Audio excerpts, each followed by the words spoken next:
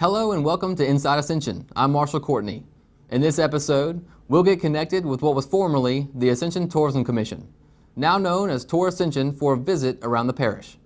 And get ready for visitors because they're coming, along with their hot air balloons. Let's welcome them and show them our hospitality. Because when you add hot air balloons to Ascension skies, the results are spectacular and the economic impact is great.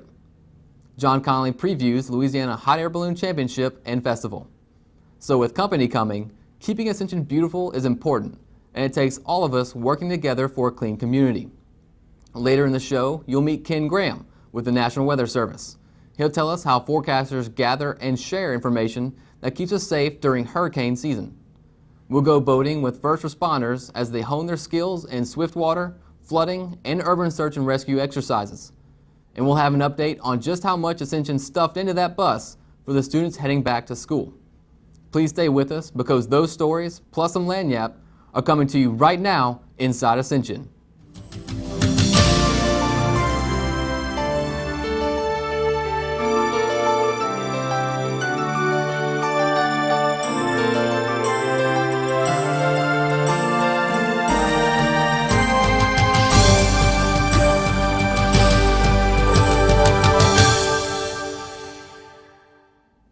The Ascension Parish Tourism Commission has rebranded its look and is now called Tour Ascension.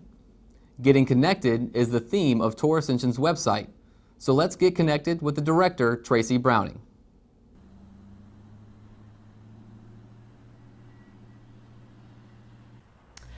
I think because we have so many things here for people to see and do, over time I have realized that there are parishes that really don't have the number of attractions and things for visitors to want to come to their parish, and they've had to make events and festivals to bring people there. We have several events and festivals, but we also have a lot of historicness in Donaldsonville with culture and African American Museum and things of that nature that people would love to come and view and be a part of in Donaldsonville. We also have an outlet mall that a lot of parishes that doesn't exist for them. People love to shop, and we have Cabela's, 165,000 square foot facility there that brings a lot of people to our area that's into fishing and hunting and that type of thing. We also have the plantations, which is a big draw, and I think just our food in general, our family fun events and festivals that we have that we bring people and community together. As far as our festivals or events, I would have to say the Jambalaya Festival has been here for 46 years, and Gonzales, being the jambalaya capital of the world, has really become known for the Jambalaya Festival happening every year. So that's probably one of the longest running events that they've had in our parish. The Balloon Festival, the first year was last year. We're going on the second annual Louisiana Hot Air Balloon Championship Festival. Will be held this September at Lamar Dixon Expo Center. They're expecting 60,000+ people to come out and view the balloons and partake in food and music and family fun. It's really a family event, and there'll be events for the kids to jump and play and get face painting and that type of thing. There'll be balloon glows and fireworks as well. I would say the things that bring people here that some people don't know about is that we have plantation homes just a few minutes off of the interstate. We have Homus House Plantation, which is very renowned. It's a fabulous gardens, and they also have facilities for lunch, facilities for weddings. They have fine dining with Liz Hills. So they have a really multitude of things that they can bring in groups of people for tours, handle large crowds as well.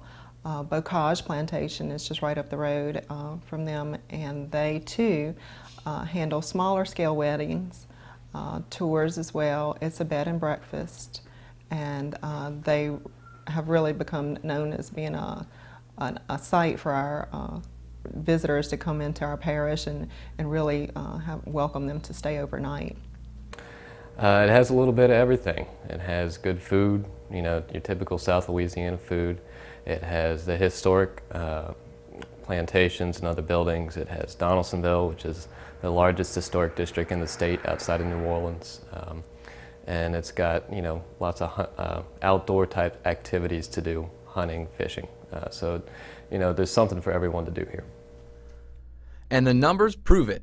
In 2011, Ascension Parish ranked 17th in the state for expenditures, generating over $10 million in payroll and $5.9 million in state and local taxes. Even Hollywood has taken notice to the potential that Ascension Parish offers to the film industry. The film industry, as you know it, is a big draw for Louisiana with all of the incentives, and there are lots of interest in our area. Scouts come through quite often to view certain facilities and buildings and things that they're looking for future films. Donaldsonville has been a spot on our parish map of a big draw for a film industry. Recently, Bonnie and Clyde was filmed there, and there was a lot of interest always in Donaldsonville. There's more interest, in fact, today that I'm bringing scouts over there to take a look at. So there's always been that Mayberry type setting that they have that people are very interested in and using in film, and they seem to be one of the first towns that we get requests for people that are looking for specific type buildings and things in the past type of thing. Another thing that has increased over time, and as far as tourism, is the hotel stays. Our hotels today stay almost completely full. A lot of that is due to industry in our parish, and it's not as much as visitors, but we have more hotels coming and that are being built, and I think the need for it here has grown over the last few years. You've seen a great population of hotels and some restaurants that has popped up recently, and that's all due to different circumstances that have brought people to our parish. And Lamar-Dixon is probably the largest that can hold RVers. They have a long-term stay area and a short-term stay area, and they pretty much stay full. It's a great location as far as being centrally located in our parish and being able to visit and do all the things that there are to do in our parish as well. The ability to draw people to Ascension has grown by leaps and bounds. The Ascension Tourism Commission has embraced the influx of technology that has occurred over the last few years and realizes its potential to spread their message. You know, technology is running at such a rapid pace, and we need to keep up with that to really promote our business. And before, a couple years ago, we had no online presence. And so we really made a big effort this year to upgrade everything, especially with the social media aspects of marketing. Again, a lot of people are looking on the web, searching for travel and all, and that's the way that you really need to reach those people and making sure they know what Ascension Parish has. We're also a part of the Southeast Louisiana Gumbo Group, which is a group that has comprised of 10 parishes that have come together and brought their resources together to market tourism for these 10 parishes. This group enables us to bring our messages out into other states in the United States to tell people about all the wonderful things Louisiana has. Some of the tools that we have come up with that group to market our areas is a cookbook of recipes from our parish. So each page in the recipe book has a little history of your parish and has a recipe. We also came up with a pack of gumbo seasoning this year, and it has the recipe in there for the gumbo and all the seasoning that you need and all. If you already know where Ascension is, or even live within her borders, she is still worth another look. Ascension is the home to many hidden gems. Between the many festivals that take place throughout the year, the history behind every door, the plantations along River Road, or the plethora of outdoor activities, Ascension Parish has something for everyone. And if you're not sure where to go, this is the place to start. Our visitor center is open Monday through Friday, and it has world of information in it, not only from our parish but surrounding areas as well. And a lot of people come because they're lost, or they're looking for a map, or they're wanting to know just what there is to do in Ascension Parish. And we have an abundance of information as well. We also put together packets and information registration packets, or one-day itineraries for special groups that request things about what there is to do, say, in a day or a half a day, and we can kind of customize that to make a plan of action, so to speak, for them to visit and know exactly what all they can fit in that time period. I think the fact that a lot of visitors that are coming through our area, because of where we're located, they're passing through. They're either visiting Baton Rouge or New Orleans, and they don't know that when they stop in Ascension Parish, there's a lot of wonderful things here just minutes off of the interstate. That's been a job of ours to make sure that people know that and why they need to stop along their route wherever they're going, and things that we have to that certainly that they may be going to another area to visit a plantation home, but we have that too. And it's not just the things that you see on the interstate.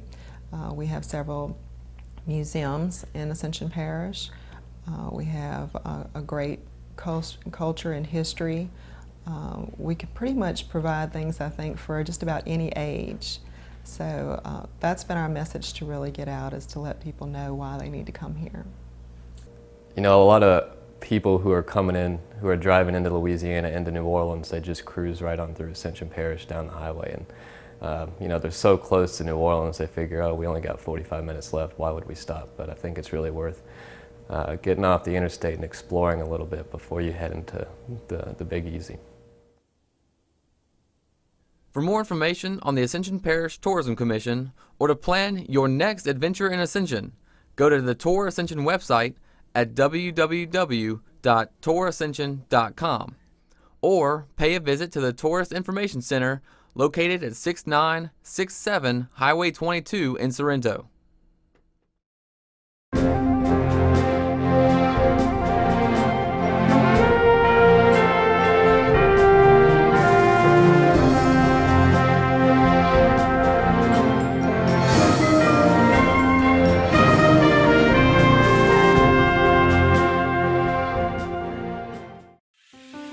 A boy born in Joplin, Missouri was fascinated by anything with wheels and a motor.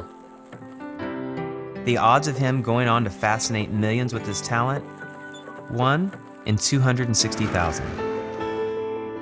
The odds of this born racer having 157 career top 10 finishes in NASCAR?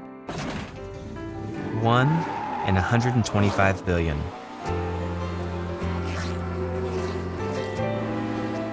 The odds of him winning both the Daytona 500 and the Brickyard 400 in the same year? 1 in 195 million.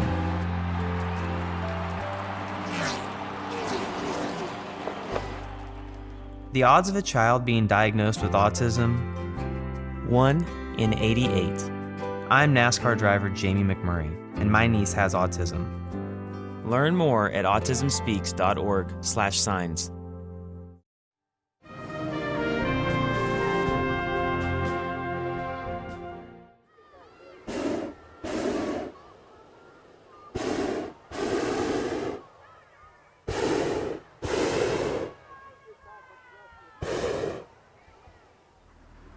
Thanks for staying with us through the break. September means balloons in Ascension Parish, and with us now is one of the coordinators of all things ballooning, Charlotte Guidry. Thanks for being with us. You're more than welcome. Hello. Tell us what's on tap for this year's festival and championships. What is not on tap? I think that's the better question, John. As you know, it was really, really successful last year. It was a fantastic event, well over 60,000 people. So the committee this year, we just want to top it. We last year had a children's area. We now have three children's area, different age groups. So even for the teenagers and the adventurers, among them, there's going to be stuff to do. I think at the minute we're up to like 60 balloons. Last year we had a few shape balloons, I know you'll remember. We have topped that this year. There are shape balloons coming from everywhere that are going to be there. balloon glows still, fireworks still. We're going to try to do a couple of ascensions, the mass ascensions throughout the parish. One of the good things is we're speaking to the Federal Aviation Association at the moment about actually being able to either take off or land from Lamar-Dixon, which would be awesome, because we'll be able to sort of announce it beforehand and let people know, hey, come on out. Now, there is an admission this year. That is the one main difference. It's $2, to get in, but parking, again, is free. It's just a phenomenal event. We took something that worked last year very successfully in a short amount of time and have had a lot more time this year to grow it. I mean, it's wonderful. This event is truly, it has something for everybody, family members of all ages. I mean, ballooning is just such a wonderful event, but this truly is something for the entire family. Oh, absolutely. It's one of the main things that I liked about it last year was I'm a big festival person. And, I like, Voodoo Fest in New Orleans and Jazz Fest and, the Jambalaya Festival here. But this one, to me, culminated everything that's good about that family-friendly festival in a family-friendly space. I know President Martinez has said numerous times that, Lamar-Dixon is a quality-of-life venue. And seeing the Balloon Festival there last year really, hit the nail on the head with that. It is a quality-of-life venue. This is a quality-of-life event. This is something that's bringing people from across the state and further. Our pilots are, we've got Missouri, Kentucky, Texas, Mississippi. I think we had one from New Mexico. We've got pilots coming from everywhere, and they're bringing family, and the hospitality they received last time here, they loved it, and they can't wait to be back. The economic impact makes quite an impression on the parish as well. Oh, absolutely. I mean, as you know, I'm a newspaper editor, and I am forever covering these kind of stories. What's the economic impact? How are our different organizations doing, bringing things into the community? And this is another example of one of those moments. Our hotels are full, Tanga gets full, our restaurants get full. And I think sometimes people forget that these places are employing our local people. They are, hotel and motel sales taxes are helping this community. So by coming out and supporting this event, our money's staying local. It's thriving. We're a great area. In, I would say, 2 short years, has this event become the signature festival and event for Ascension Parish? I'm going to say it is. I really am. I think it's, I think to have a signature event, you have to have the confidence in it that it's going to continue to grow and get better. And I really see that with this event. It's supported by so many people. I think that's the difference between this one and other festivals. The other festivals in the area, you pull from a base and they're like, oh, I like this kind of thing, so I'm going to attend that festival. This one has something for everyone, and I think that's what makes it a signature event. And the fact that it's just beautiful. It's just a beautiful day out and a beautiful night out, and it's just, it's wonderful. But yes, on the record, Ascension signature event.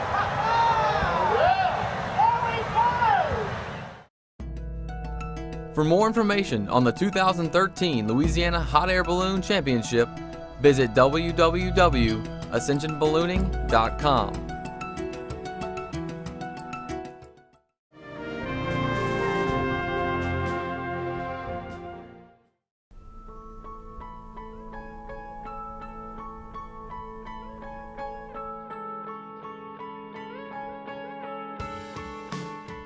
Ascension Parish is blessed in natural beauty, graced not only by the waters of the Mississippi River, Bayou Lafourche, and countless other streams and lakes, but also by beautiful fields, prairies, and oak groves.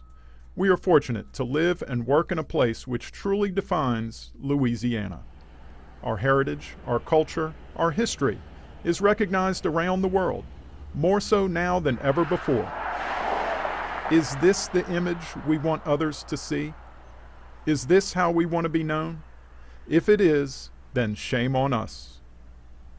Ascension Parish is a treasure, a window, if you will. A window through which you can see back in time.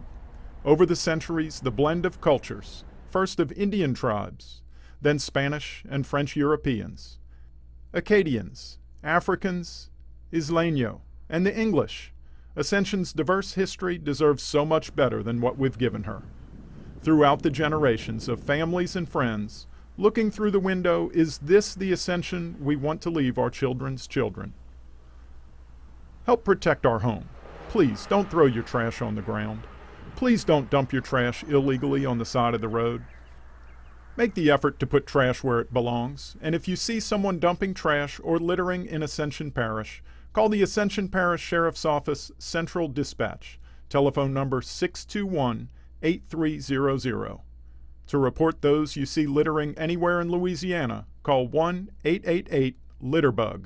That's 1-888-548-7284.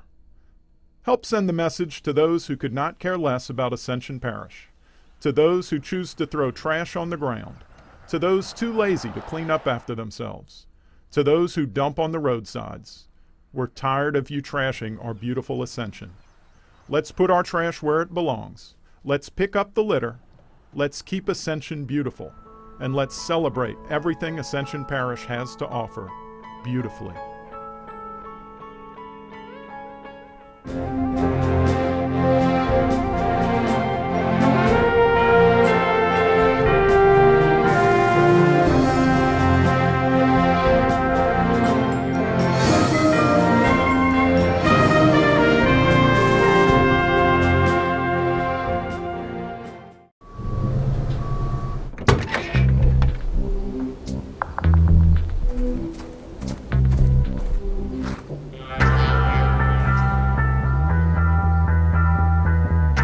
When you throw away money on wasted electricity, you're throwing away everything you could have bought with it.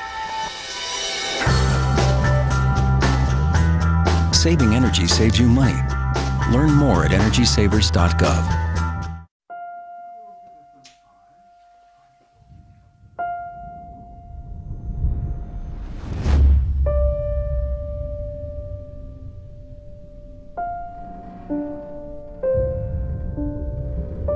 What if a disaster strikes without warning? What if life as you know it has completely turned on its head?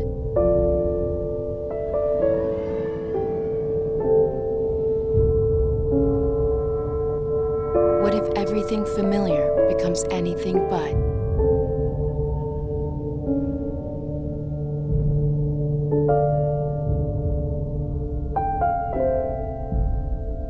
Before a disaster turns your family's world upside down, it's up to you to be ready. Get a kit, make a plan, be informed today. Learn how at ready.gov.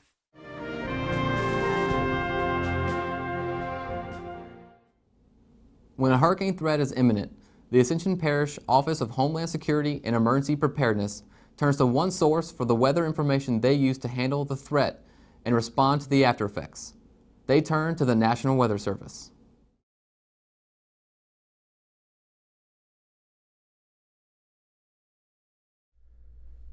The National Weather Service has incorporated new technology to better serve their storm tracking and warning systems in hopes to relay more reliable information so that people throughout the Gulf of Mexico are better informed on how to prepare for hurricanes.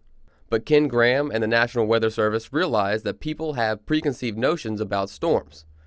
They hope to change that view through seminars like this one.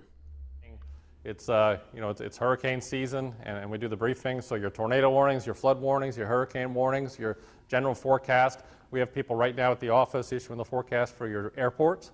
So if you fly out of the local airports, the forecast in that cockpit is forecast from our guys back at the office. So all that's behind the scenes. Fire weather forecasts, tsunamis.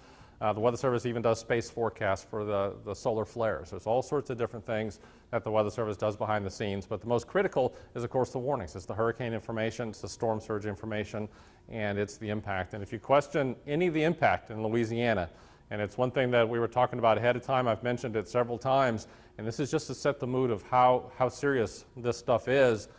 If Isaac was a Category 4, same speed, same size, but a Category 4, that water would have went through Gonzales to South Baton Rouge. That's your storm surge. Okay? So the vulnerability is serious. It's a serious topic, and that's why we need to talk about it today. The National Weather Service's main mission is to spread the word about the dangers of underestimating not only hurricanes, but storms of all types and sizes. And through the use of the Significant Weather Emergency Response Vehicle, they are sending that message nationwide. That's the SWIRV. It's a significant weather emergency response vehicle. It's the only one in the country. It's the only emergency vehicle for weather, and it's actually deployed right now. We were asked by Homeland Security to go to West Virginia, believe it or not. It's the National Boy Scout Jamboree. 45,000 Boy Scouts, 150,000 people, 9 counties. We were up there right now giving the briefings, and Saturday, I don't know if you saw the national news, the concert started early and ended early because of our forecast, and an hour after they evacuated the kids from that concert, 15,000 kids were put into shelter. The storms hit and lightning was actually hitting the concert. Okay, that's the seriousness of what we do, and that's the SWIRV. And we also call it the, think about the acronym SWIRV. Meteorologists pull this thing. Let me tell you something. If you ever see that go down the highway, it'll swerve all over the place. Don't put a scientist behind a wheel of a 40-foot FEMA. But it is an old FEMA trailer that we got, and we converted it, so it was free. It's all donations. Everything on that's donated. So we're very proud to be able to do this for free. I brag about that all the time, how resourceful we were, because we got no money to do that thing. And you've probably already seen the news. It's going to be a busy season. Okay. Normally, June gets started off pretty quick, and then July gets quiet. That's about to change.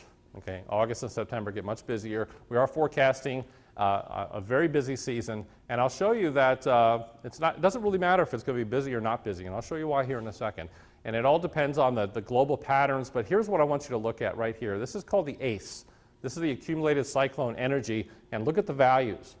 We're predicting upper 100s, somewhere between 150 and 200 or so. Keep an eye on that value as I remember that number as we go forward.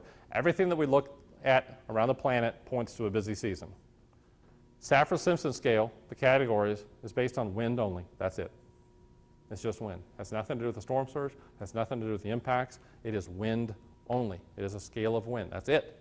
It ignores wind duration. Why is that a big deal? It's a big deal for your parish. The longer that storm pushes water in Lake Pontchartrain, the more water you get, right? Simple as that. The slower the storm, the longer the wind. The slower the storm, the more rain. The slower the storm, the power lines come down and the trees come down. Slower the storm, more power outages. And a wider area. Small storm, and you get a lot of power outages too, but at least it's a path. This is a larger area. So all the impacts are different. Storm surge is higher, heavy rain, river flooding, all that's ignored with the categories, okay? So there's no such thing as a Category 1. And let me tell you something. Isaac was only a hurricane for about 9 or 10 hours, it's arguable. Okay? Isaac was only a hurricane for about 9 hours. Subtract those 1 or 2 observations, and Isaac would have been a tropical storm, producing that big of an impact. You talk about a nightmare then trying to get information out. Just a tropical storm would have been the tough issue. We talked about angle of attack. This is a Gustav type storm. This is the track. This is the resulting storm surge. Water gets trapped in the pocket. Water gets shoved in Lake Pontchartrain and Maurepas. Look how it goes beyond Maurepas. Back to the question about Ascension Parish. Okay, Ascension Parish, St. James Parish, St. John. Look how the water just spills through. That's all flat. You all know it, right?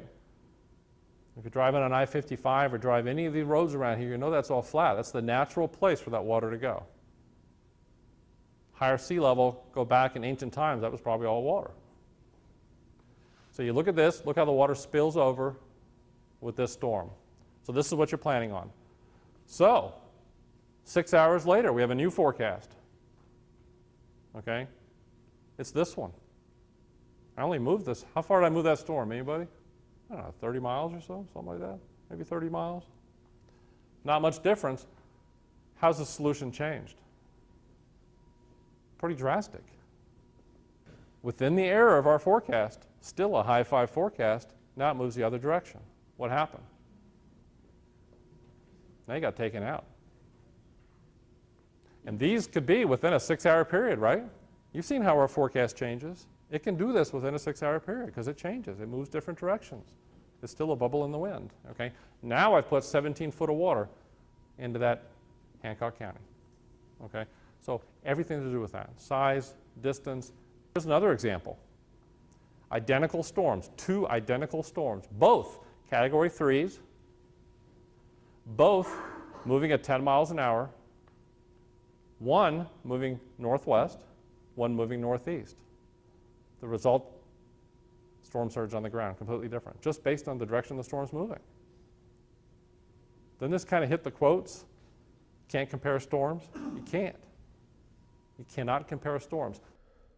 The National Weather Service stresses the importance of listening to the weather releases they post and taking into account possible changes a storm may have shortly before landfall.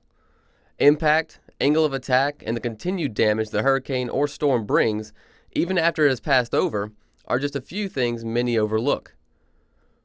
The National Weather Service is working on spreading their message and educating homeowners, business owners, and public officials and organizations on how to understand their graphs and signs so to better inform the people in the impact areas. For you all, remember Gustav, the wind, you get the rain, you get the surge. Impacts haven't happened outside the cone. Folks, the cone that we use is not a cone of impact. It is a cone of error.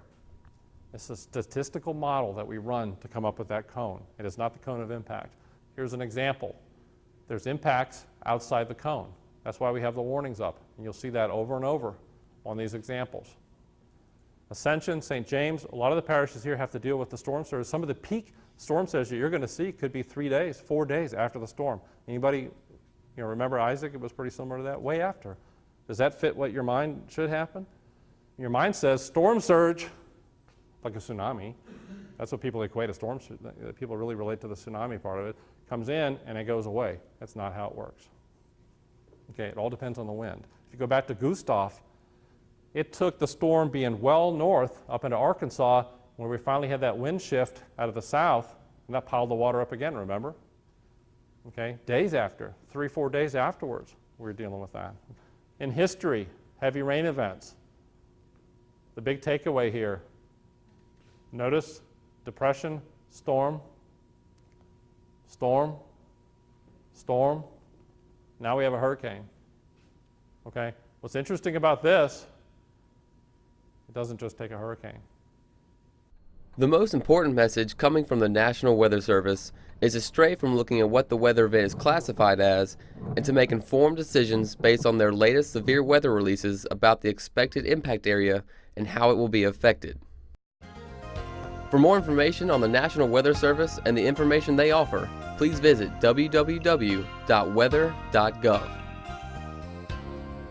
For more information on how to prepare your family and home or your business and employees for serious weather events like hurricanes, please go to www.ascensionparish.net/OHSEP. Representatives of the Ascension Parish Fire Departments recently underwent search and rescue training for swift and floodwater scenarios. Public safety is top priority, and first responders are the front line in emergency situations.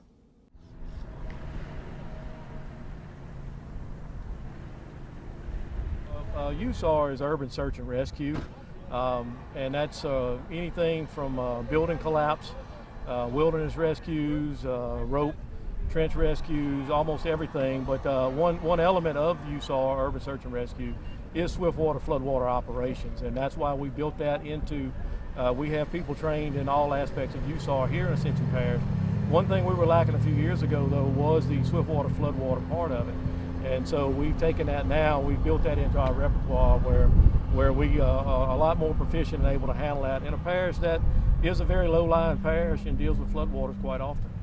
Well, this is a swiftwater floodwater rescue boat operations class. It's a continuation on from the swiftwater floodwater rescue technician class all of these people have had over the past few years. We've learned how to do the rescues in swiftwater floodwater. Obviously, when you're dealing with watertight rescues, in some cases you can't do everything from the bank or a stationary platform.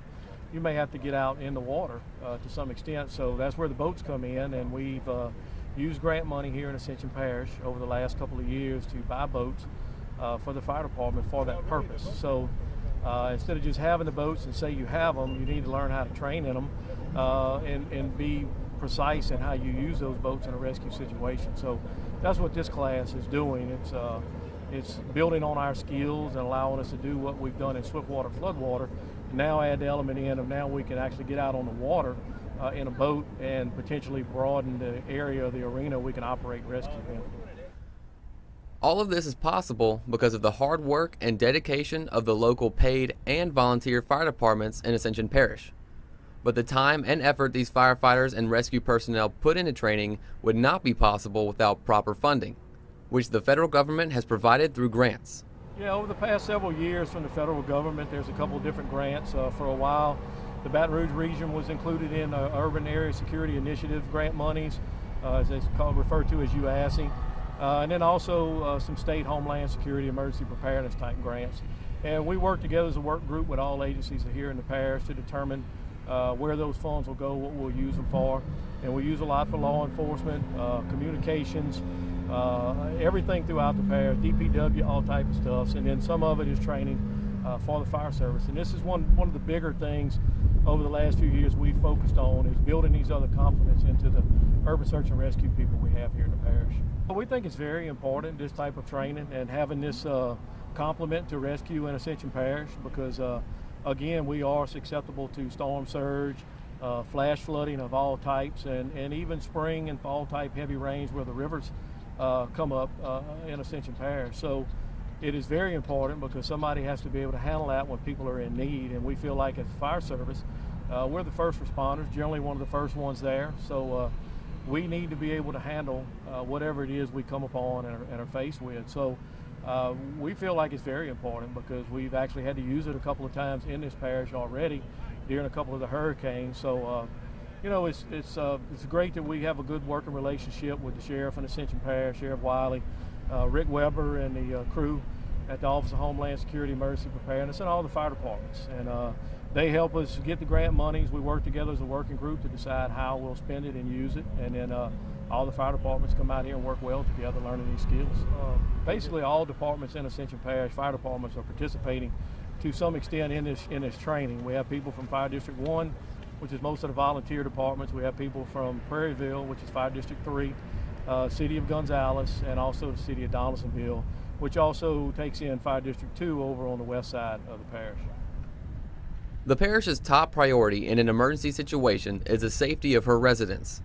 Fire departments, along with all other emergency operation units from across Ascension, are constantly undergoing the necessary training in order to effectively and safely offer emergency assistance and rescue. Yeah, basically what we're doing is a 3-person boat team. You have a bowman or a rescuer number 1, generally at the front of the boat. That would be the first person out of the boat to do rescues.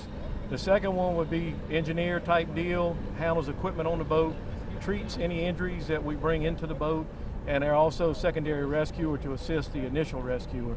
And then of course the captain is what we're calling them, the tillerman, the person that is actually driving, operating, and responsible for all the actions of the boat. For some of the people, it's their first time in some of these boats.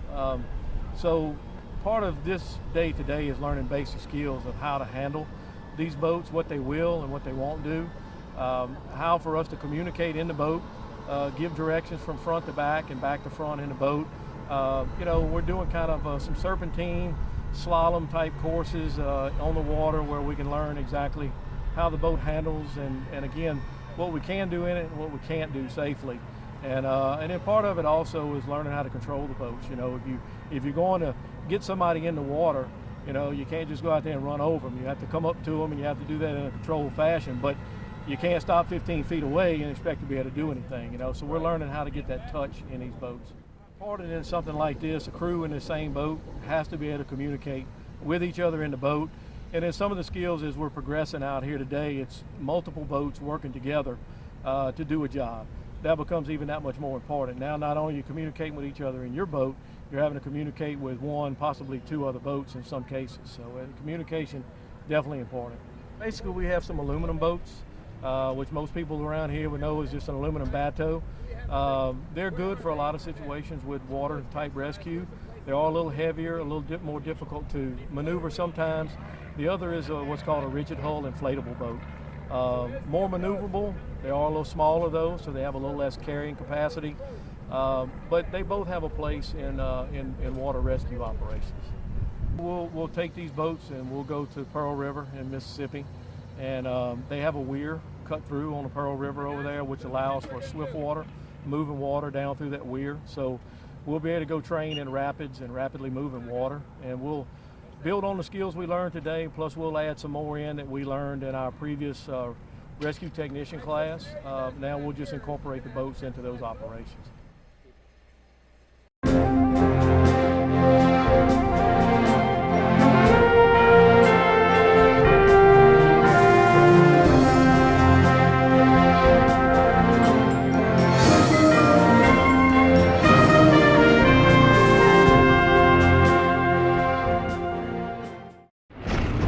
Did you buy the flashlight and the batteries? Yes.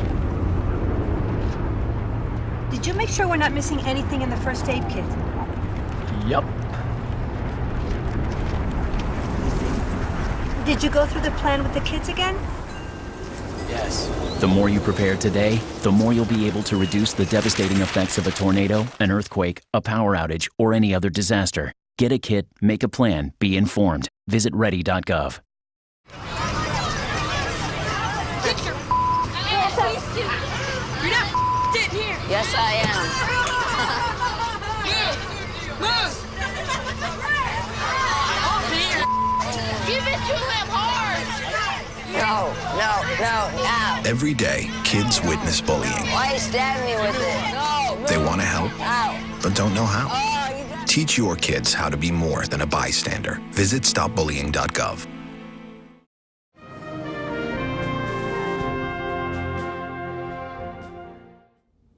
Volunteer Ascension's 16th annual School Tools Drive before the start of the new school year enabled Volunteer Ascension to collect over $43,000 of supplies and donations for Ascension Parish school kids.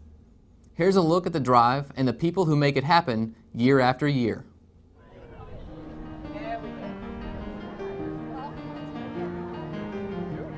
We are stuffing the bus with school supplies. Once again, y'all do this every year. Yes, we do. How many years have y'all done this? We've been doing the School Tools program, our own program, for I'd say the last 14 or 15 years, but we've been partnering with WBRZ. This is our 5th year. Excellent. For Stuff the Bus.